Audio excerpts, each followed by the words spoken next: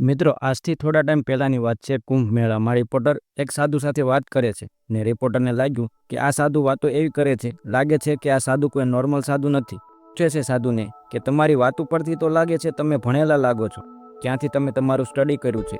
ને સાધુ જવાબ આપતા કહે છે કે આઈઆઈટી બોમ્બેથી એરોસ્પેસ એન્જિનિયરિંગ કર્યું છે. આ સાંભળતા જ રિપોર્ટર વિચારતા રહી ગયા. થોડા જ ટાઈમમાં આ ઇન્ટરવ્યૂ સોશિયલ મીડિયા ઉપર વાયરલ થઈ ગઈ.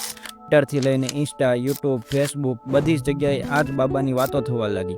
ધીરે ધીરે દેશ દુનિયામાં લોકો તેમનો ઇન્ટરવ્યૂ લેવા લાઇનમાં લાગી ગયા. આજ પણ આ આઈઆઈટી બોમ્બેવાળા બાબા પૂરા ઇન્ટરનેટ પર રાજ કરતા થઈ ગયા છે. ઇન્સ્ટાગ્રામ પર ફેન પેજ પર લાખો ફોલોઅર્સ થઈ ગયા છે. તેમના દરેક વિડીયો પર લાખો કરોડો વ્યૂઝ આવવા લાગ્યા છે. મતલબ જે વ્યક્તિને આજથી થોડા ટાઈમ પહેલાં કોઈ નહોતું ઓળખતું, તે 8 થી 10 દિવસમાં એટલા પોપ્યુલર થઈ ગયા કે એટલું પોપ્યુલર થવા હજારો ક્રિએટરો કેટલા વર્ષો સુધી વિડીયો બનાવતા હશે પણ પોપ્યુલર નથી થયા. આઈઆઈટી બોમ્બે સાધુ પોપ્યુલર થયા છે તો તેની પાછળ એક નહીં પણ કેટલાય કારણ છે. તેમની પર્સનલ સ્ટોરી જોઈએ તો કોઈ બોલિવૂડ મૂવીને ટક્કર આપે તેવી તેમની વાતો છે. મતલબ કે આઈઆઈટી એક્ઝામ ક્રેક કરવું જ લાખો કરોડો લોકોનું સપનું રહી જાય છે. પાસ કરવું તો શું, આઈઆઈટી બોમ્બેમાં એડમિશન લેવું જ મુશ્કેલ છે. પણ એક છોકરો જે પોતાના દમ ઉપર ભારતની ટોપ આઈઆઈટી કોલેજમાં એડમિશન લે છે, લાખોની નોકરી પણ મળી જાય છે, વિદેશ પણ વહી જાય છે અને તેને બધું મળી શકે છે જે આજના યંગ બોયનું સપનું હોય છે. પણ એક દિવસ અચાનક તે આ માયાવી દુનિયાને પાટું મારીને શિવના ચરણોમાં ચાલ્યો જાય છે. ધીરે ધીરે જ્યારે મીડિયાએ અભય સિંહનું બેકગ્રાઉન્ડ ચેક કરવાનું ચાલુ કર્યું તો લોકો હેરાન થઈ ગયા. જાણવા મળ્યું કે તે હરિયાણાના નાના એવા ગામ ઝજ્જરથી આવે છે, જાટ પરિવારથી બિલોંગ કરે છે, નાનપણથી જ ભણવામાં હોશિયાર હોય છે. ઘરવાળા આઈઆઈટી કોચિંગ માટે કોટા મોકલવા ઈચ્છતા હોય છે પણ તે દિલ્હી જવા માંગતા હતા. એ આઈઆઈટીની એક્ઝામ ક્રેક કરી લીધી, પછી આઈઆઈટી બોમ્બેથી એરોસ્પેસ એન્જિનિયરિંગની ડિગ્રી લીધી, પછી ડિઝાઇનિંગમાં માસ્ટર્સની ડિગ્રી પણ લીધી. અભયસિંહની નાની બેન કેનેડામાં રહેતી તો ત્યાં જોબ કરવા પણ ગયા. કેનેડા એરોપ્લેન બનાવતી કંપનીમાં નોકરી કરી, 3 લાખ રૂપિયા દર મહિનાની સેલેરી પણ મળવા લાગી. જ્યારે તે કેનેડામાં નોકરી કરતા ત્યારે લોકડાઉન લાગી ગયું. અભયસિંહ ઘરમાં કેદ થઈ ગયા. તેમને શરૂથી જ આધ્યાત્મિકતામાં ઇન્ટરેસ્ટ હતું. લોકડાઉનના ટાઈમે તેમને પોતાની વિશે અને જિંદગી વિશે જાણવાનો વધુ ટાઈમ મળી ગયો. ત્યાં સુધીમાં તેમને કેનેડા અને જોબ કરવા ઉપરથી મન પડી ગયું હતું. લોકડાઉન ખોલતા જ તેઓ ભારત આવી જાય છે. ભારત આવીને તેમને ફોટોગ્રાફી કરી. પ્રયાગરાજ, હરિદ્વાર, કેરળથી લઈને ઉજ્જૈન, કુંભ બધે જ ફરવા ગયા. અભય કેટલાક ઇન્ટરવ્યૂમાં જણાવ્યું છે કે તેમના મા બાપ બહુ જ ટોક્સિક્સ રહ્યા છે. તે જ્યારે ત્યારે લડતા હતા. પોતાના મા બાપને લડતા જોઈને અભયને લગ્ન પરથી જ મન ઉડી ગયું હતું. અભયે કહ્યું છે કે તેમના મા બાપ ખોટું વાહવામાં રહેતા હતા. તેમના પિતાએ જેટલું ખર્ચ તેમને ભણાવવામાં નથી કર્યો તેનાથી વધુનો ખર્ચ તો રાજનીતિમાં જવા કરી દીધો છે. આઈઆઈટીમાં પાસ થવા પછી પણ તેમની મા ઈચ્છતા હતા કે યુપીએસસીની એક્ઝામ પાસ કરે. અભયે તેમની માને કહ્યું કે મારે કોઈ પણ મન નથી કલેક્ટર બનવાનું. તો તેમની મા કહે છે તું નોકરી ના કરતો કાંઈ નહીં પણ ખાલી યુપીએસસીની એક્ઝામ પાસ કરી લે. અભયે કહ્યું કે તેમની માને બસ ખાલી સોસાયટીને બતાવવું હતું કે તેમના છોકરાએ યુપીએસસી એક્ઝામ પાસ કરી લીધી છે. તેમની માને તેમના છોકરાની ખુશીથી કોઈ લેવા દેવા નહોતું. અભયસિંહ કેટલાય ઇન્ટરવ્યૂમાં પોતાના મા બાપને ધિક્કાર્યા છે.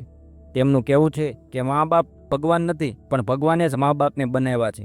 તેમને કહ્યું તેને પોતાની આખી જિંદગીમાં મા બાપને લડતા જ જોયા છે. અભયે કેટલી વખત કહી દીધું હતું છતાં પણ તેમના મા બાપ લગ્ન કરવાને લઈને પાછળ પડી રહ્યા હતા.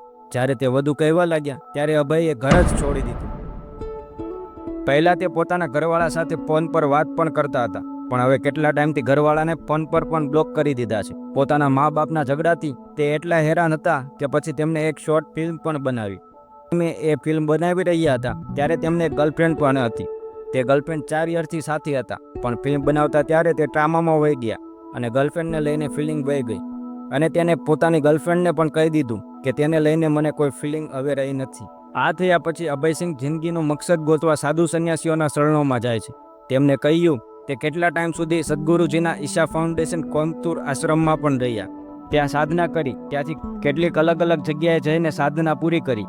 આ પછી અભયસિંહને સંન્યાસીનું નામ આપવામાં આવ્યું. શિવના શરણોમાં જઈને તેને પોતાની જિંદગીનું મકસદ મળી ગયું.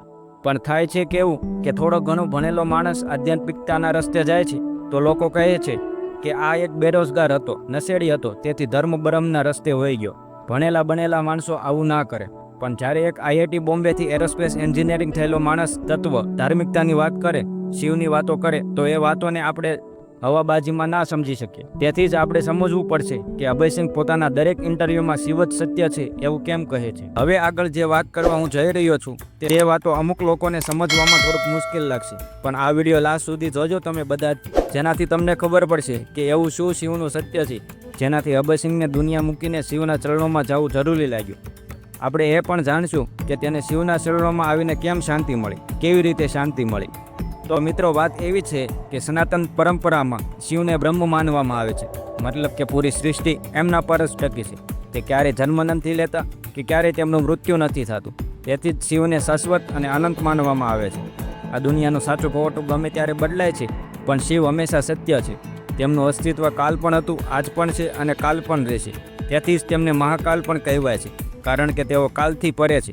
પણ જો અભયસિંહ વારંવાર કહે છે કે શિવ જ સત્ય છે, તો અભયે જે વાત કરી છે તે વાત હજારો વર્ષોથી આપણી સનાતન પરંપરા કહે છે કે તેથી જ IIT બોમ્બેના એન્જિનિયરિંગ એ પૂરી દુનિયાને છોડીને શિવના ચરણોમાં સ્વીકાર કરી લીધો.